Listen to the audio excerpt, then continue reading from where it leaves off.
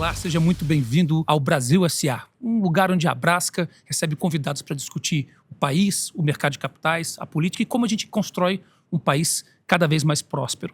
Hoje eu tenho o luxo de começar essa sequência de entrevistas e de conversas com o Luiz, que é o nosso presidente do conselho, Luiz Henrique, que é uma liderança empresarial, foi CEO de várias empresas e agora é um conselheiro de várias empresas também, das melhores e das maiores, como a gente costuma dizer, e nos dá a honra de servir como liderança do nosso conselho diretor da Abrasca. Bem-vindo, Luiz. Obrigado, Pablo. É um prazer enorme estar aqui inaugurando com você essa série Brasil S.A. Luiz, vamos começar falando sobre as grandes empresas, qual é o papel delas no país e como você vê o papel da Abrasca e dessas empresas para o nosso país. Eu acho que, primeiro é o seguinte, quem são essas empresas e por que elas são tão importantes? Primeiro, assim, acho que é importante conceituar o que é a Abrasca. A Abrasca é uma associação que há vários anos vem defendendo o mercado de capitais no Brasil, né? A forma como o mercado se desenvolve, a maneira de atrair mais capitais, a maneira de ter mais empresas de capital aberto. Empresas de capital aberto são empresas que têm acionistas com pessoas físicas, pessoas jurídicas, de várias formas, pode ter controlador ou não controlador, mas são basicamente empresas que são transacionadas na Bolsa de Valores no Brasil, a B3, né? Então é uma forma muito importante e potente de trazer capital para que as empresas, ao longo do seu ciclo de vida, possam se desenvolver. E a Abrasca, ao longo dos últimos anos, vem no Brasil e fora do Brasil, com regulações, defendendo a fortaleza desse setor através da sua organização, da sua governança, interagindo com entidades governamentais, com o Congresso, com o Executivo, com a CVM e várias outras associações no sentido de construir esse país mais próspero.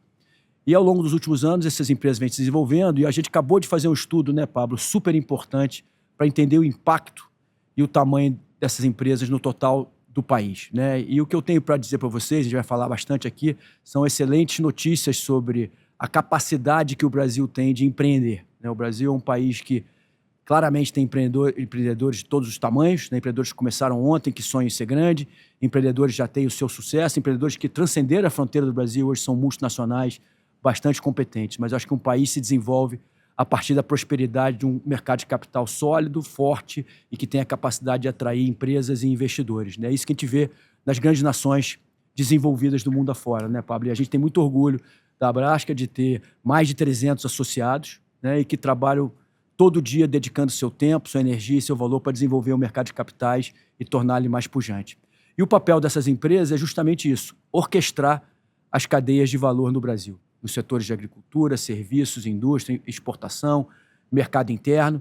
E essas companhias vêm se mostrando cada vez mais sólidas, competitivas e capazes de atrair talento, tecnologia e uma cadeia de valor bastante próspera. A gente vai dividir com vocês hoje aqui alguns números, né, Pablo, que nos chamaram muita atenção.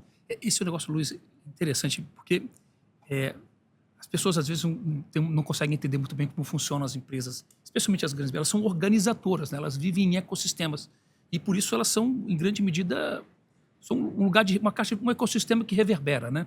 Luiz, do ponto de vista de como é que você caracterizaria, por que essas empresas são importantes para o país? Queria jogar um pouco para você assim, qual é o tamanho? O tamanho importa? Como é que isso gera valor para as pessoas?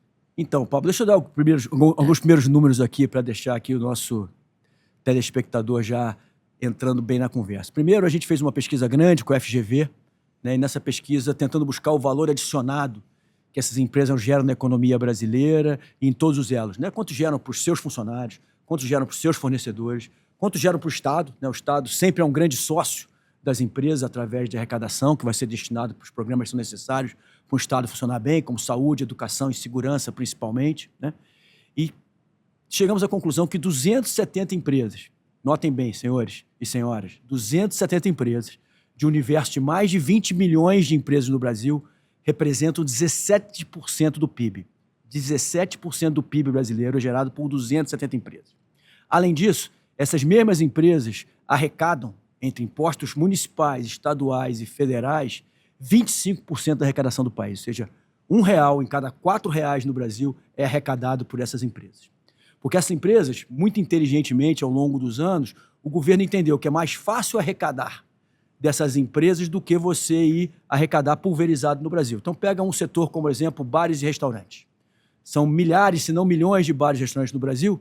É muito mais fácil você arrecadar no fabricante de bebidas, no fabricante de alimentos, do que você ter que arrecadar individualmente. É o famoso chamado substituição tributária, que vai evoluir com a reforma tributária, mas é o mesmo racional, né?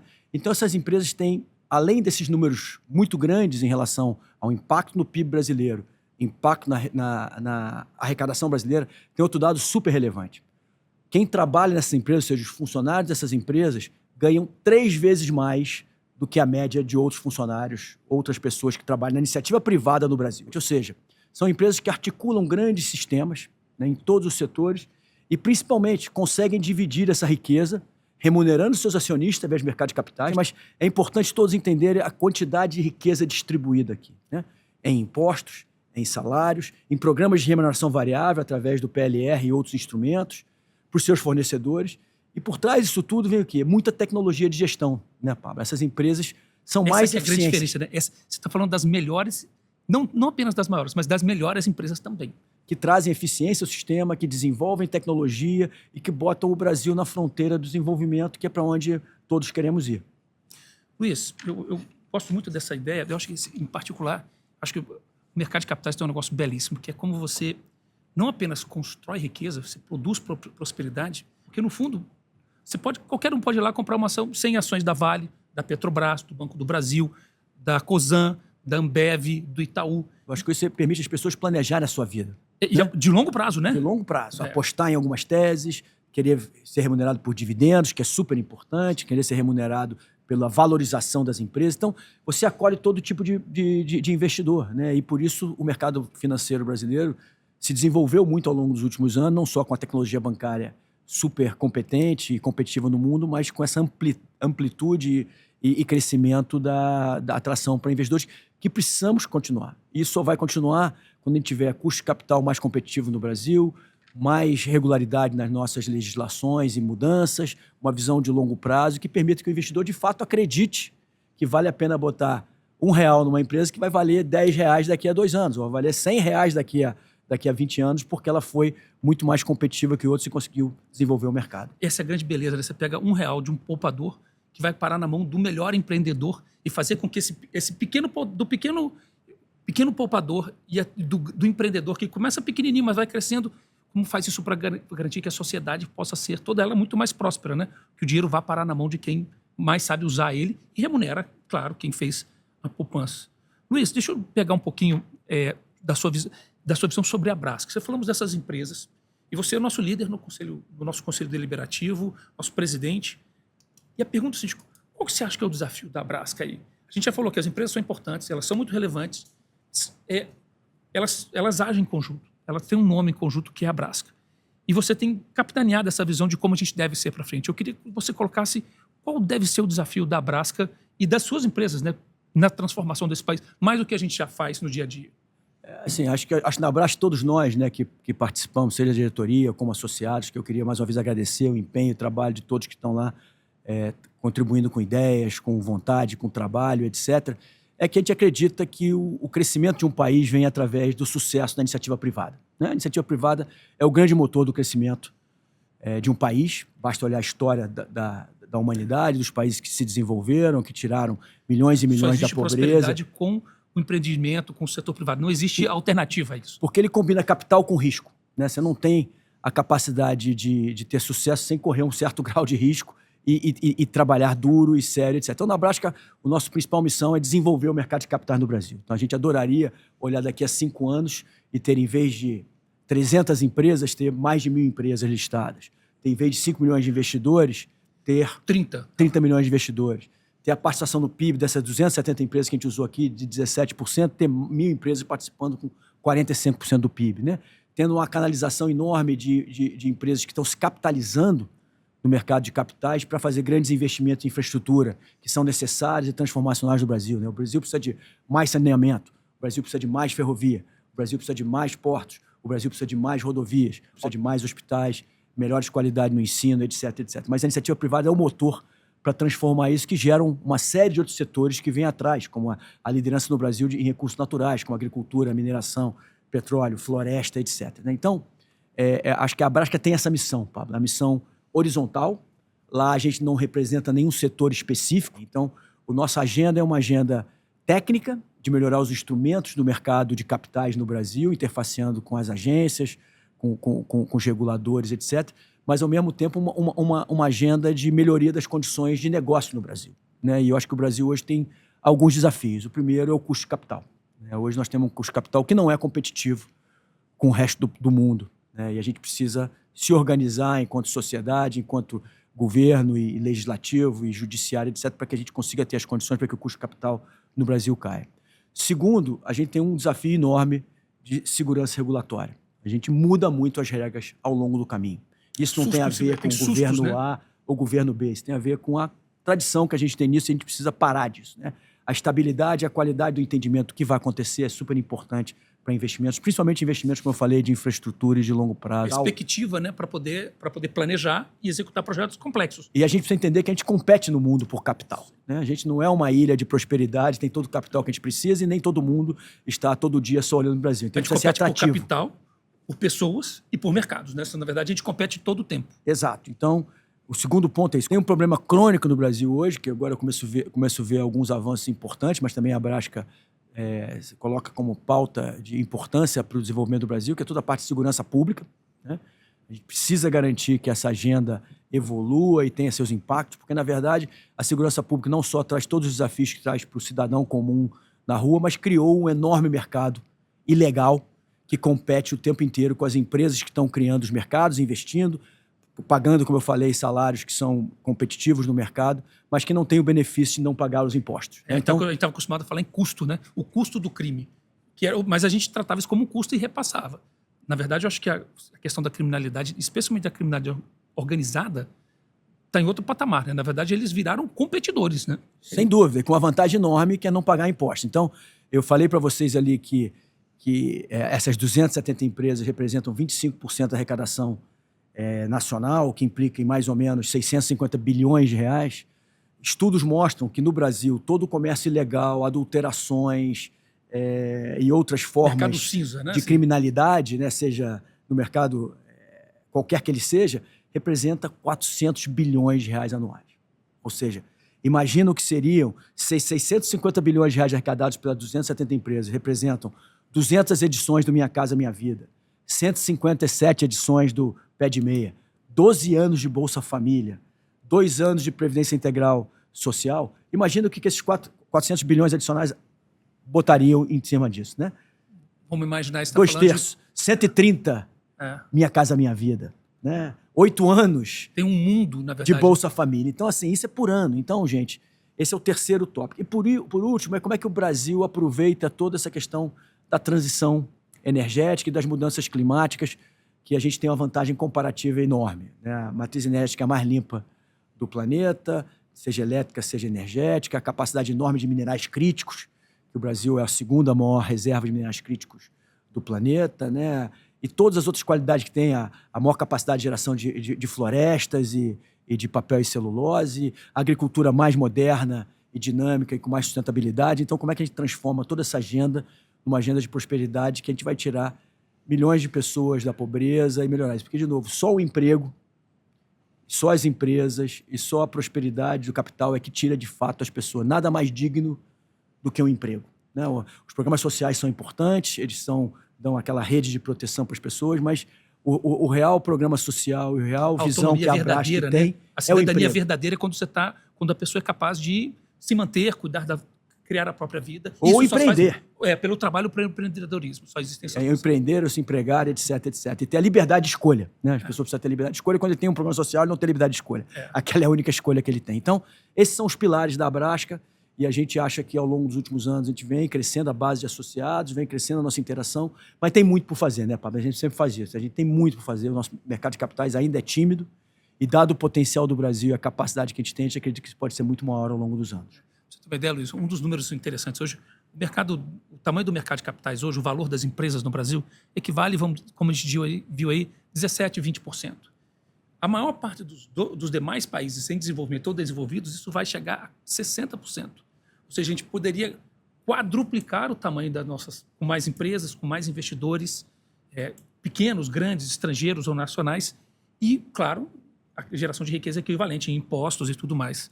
E Pablo, deixa eu pegar esse teu gancho. Uma coisa que eu acredito muito, eu acho que o Brasil tem várias qualidades ou questões, mas eu acho que tem uma coisa que é fundamental do povo brasileiro. O povo brasileiro é empreendedor. É isso. né? Você vê aí E milhares... ele abraçou isso, né? E ele abraçou, ele acredita, ele corre risco, ele quer fazer. Ele é protagonista, né? Ele abraçou seu trabalho, o protagonismo Então, do e eu acho que é uma próprio mudança destino, grande que a gente vê isso nos últimos anos no estrutural, Brasil, né? que eu acho que é muito boa. Eu acho que ele impulsiona as pessoas para atingir seu potencial. O cara tem talento para ter um restaurante, tem talento para ter uma gráfica, tem talento para ter um programa. E a gente está passando por uma enorme transformação tecnológica nesse momento, né, Pablo? Que a gente tem discutido bastante na associação também, toda a parte de inteligência artificial, a oportunidade de data centers no Brasil, etc, etc. E a gente não pode perder esse Essa é uma nova bonde. revolução industrial. Assim, né? É um daqueles momentos de ruptura no como a sociedade e a humanidade funcionam. Né? E a gente não pode perder esse momento, né? Acho que esse é um momento clássico onde os países vão se posicionar e alguns países vão sair vencedores, suas populações vão sair vencedores e outros vão ficar para trás, porque o gap só vai aumentar. Então a importância da alocação de capital da sociedade, feita seja pelos entes públicos, seja pelo ente privado, é fundamental, né? Nos programas que vão dar o maior resultado em educação, no caso do governo. Os programas vão dar o maior resultado em saneamento, a combinação de público-privado, etc. Então, eu acho que nós estamos numa fase extremamente importante e por isso, né, a gente resolveu, como a Abrasca, criar essa oportunidade de trazer aqui líderes empresariais, da política, do executivo, de várias formas para debater isso aqui, porque a gente acha que é fundamental agora. O Brasil precisa acelerar. A gente precisa parar com as discussões de A contra B, de B contra C, e de fato focar no que é importante. O que importa é a nossa capacidade de gerar valor, gerar riqueza, gerar oportunidade para as pessoas, seja através do emprego, através do empreendedorismo, e principalmente ter uma justiça na competição, né? Um mercado que tenha regras claras e que todos paguem pelo que faz e a gente, uma vez por todas, acabar e combater esse mercado ilegal que, infelizmente, ao longo dos últimos anos, só vem crescendo no Brasil. Luiz, eu queria... Você já pegou um pouco do que eu queria perguntar para você. Do ponto de vista de um grande executivo, como é o seu caso, ou do ponto de vista do investidor, qual que é o cenário que você consegue projetar daqui para frente? Você já falou dos desafios aqui, então.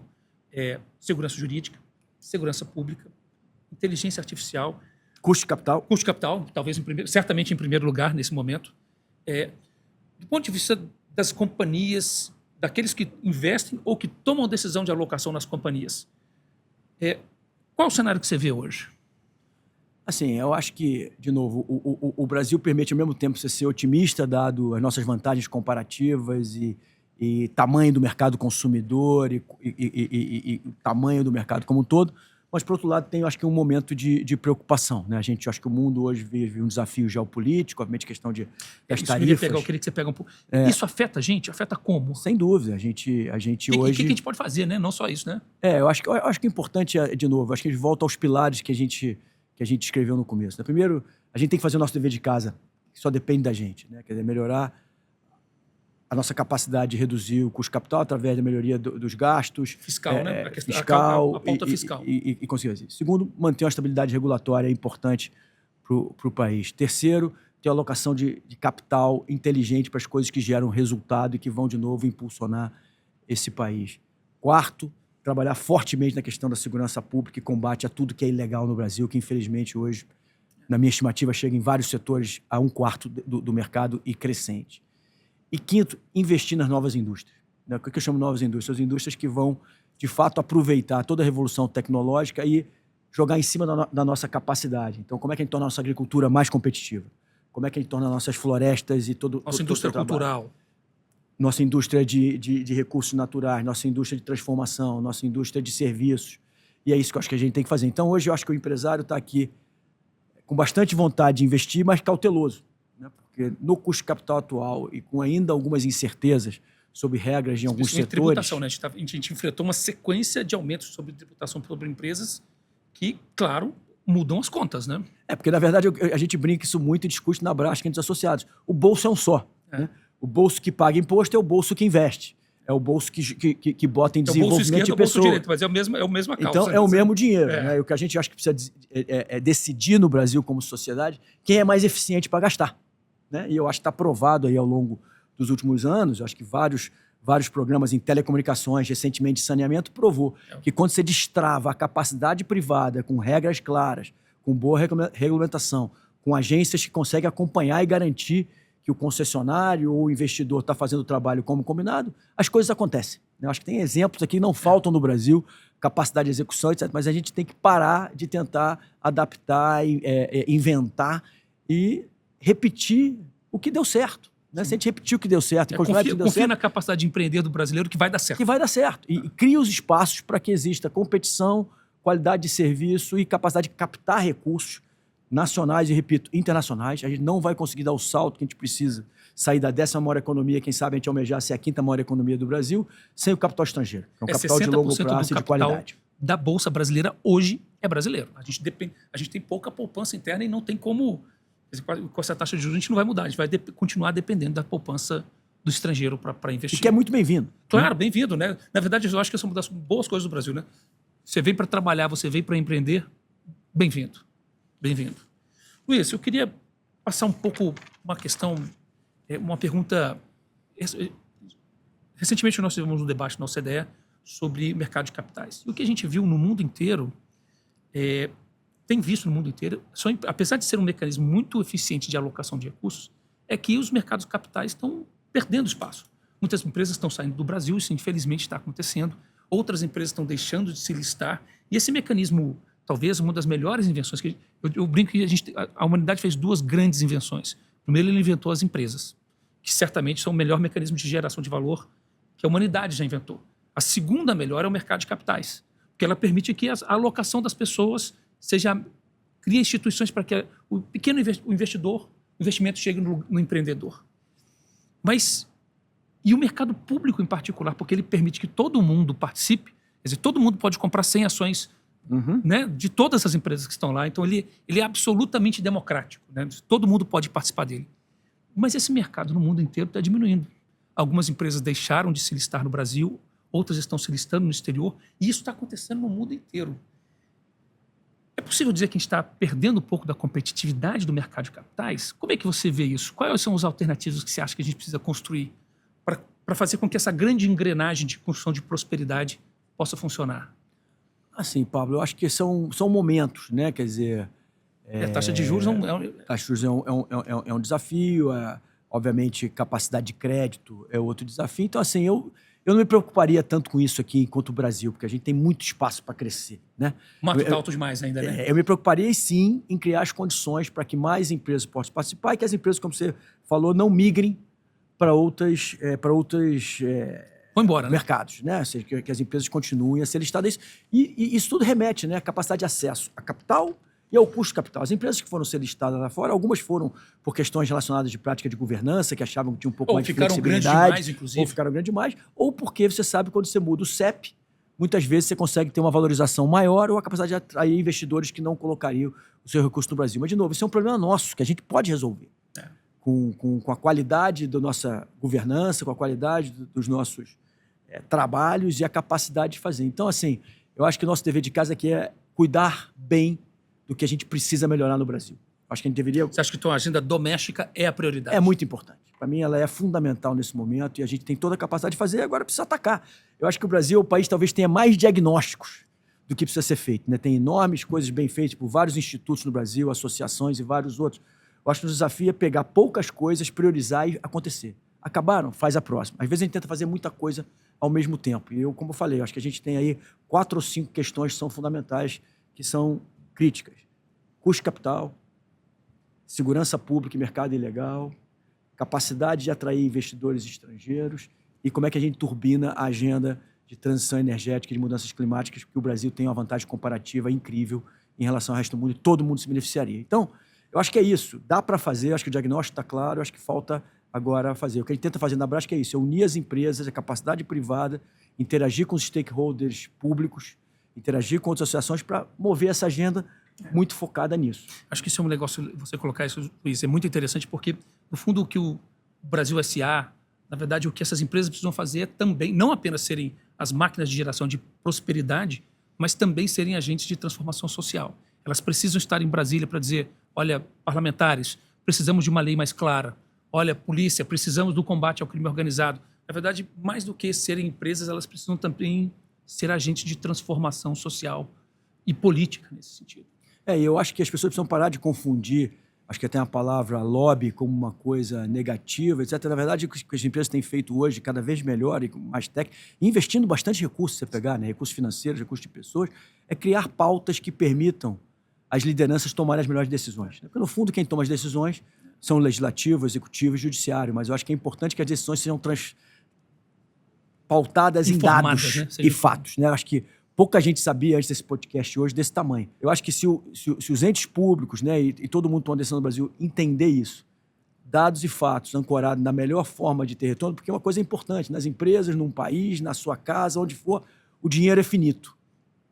E as escolhas são fundamentais. No mínimo tempo é finito. E, portanto, não dá para fazer duas coisas ao mesmo tempo, é a melhor coisa. Então não tem jeito, você precisa alocar o capital e as pessoas, que são o tempo, na forma que vai trazer o maior retorno para a sociedade, com mais justiça e tirando, repito, o Brasil ainda é um país extremamente desigual, mas que é possível tirar essa desigualdade através do trabalho, empreendedorismo e a capacidade de acreditar que a gente pode fazer isso através de mecanismos que hoje existem. O Brasil é uma democracia com livre mercado, com a capacidade de poder as pessoas empreenderem. Se eu e você quisermos sair hoje aqui, né, e empreender, a gente tem essa liberdade de fazer, tem um pouco mais de burocracia que devia, tem mais impostos que deveria, mas a gente pode fazer. E é isso que a gente tem que construir como brasileiro e garantir que isso vai evoluindo.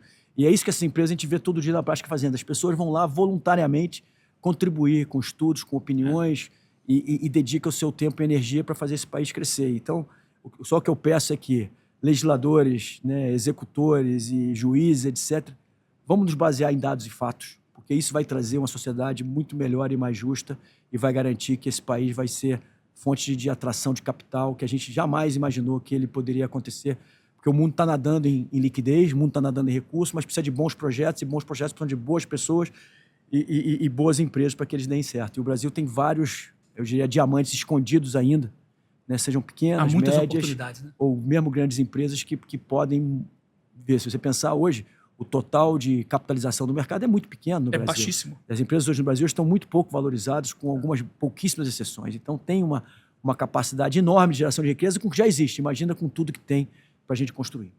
Sabe que você falou um negócio, Luiz, que eu acho particularmente interessante. Se a democracia for apenas votar uma vez a cada 4 anos, ela é pequena. Ela nunca vai ser capaz de dar conta de todas as demandas que a sociedade tem. Eu acho que é muito importante as empresas e as pessoas que formam as empresas, mais do que as empresas, as pessoas que formam as empresas precisam ter claro que elas têm uma responsabilidade, que é dizer o caminho é para cá ou para lá, de dar informações para quem toma a decisão, para que ela possa tomar a melhor decisão possível. Acho que isso é uma coisa muito importante. Eu acho que é um desafio enorme da Abrasca.